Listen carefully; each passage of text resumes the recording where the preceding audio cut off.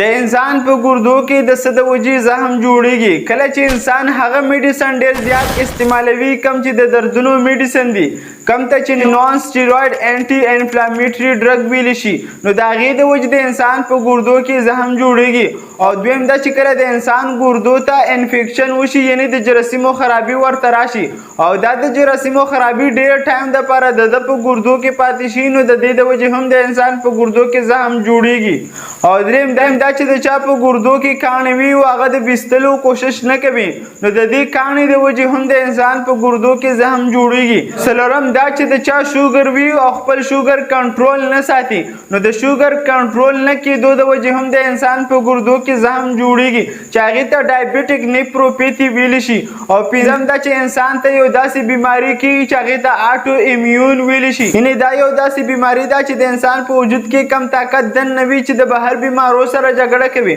نو په دې دوران کې دغه طاقت په ځان نه پوهېږي او هغه جراثیم هغه بیکټیریا سره جګړه نه کوي کم چې وجود ته د بهر نه راغلي دي بلکې په دې دوران کې خپل اندامونه په خوړلو باندې شروع کړي چې د هغې د وجې هم د انسان په ګردو کې زخم جوړیږي او شپږم دا کله هم چې د انسان ګردو ته په صحیح طریقه باندې د وینې سپلاهي نه کېږي نو د هغې د وجې هم د انسان په ګردو کې زخم جوړیږي نو که چېرې تاسو وایئ چې زموږ په ګردو کې د زخم جوړ نه شي نو کوم وجوهات چې ما تاسو ته بیان کړ نو څومره هم چې د دې وجوهاتو نه تاسو خپلې ګردې بچ ساتلی شي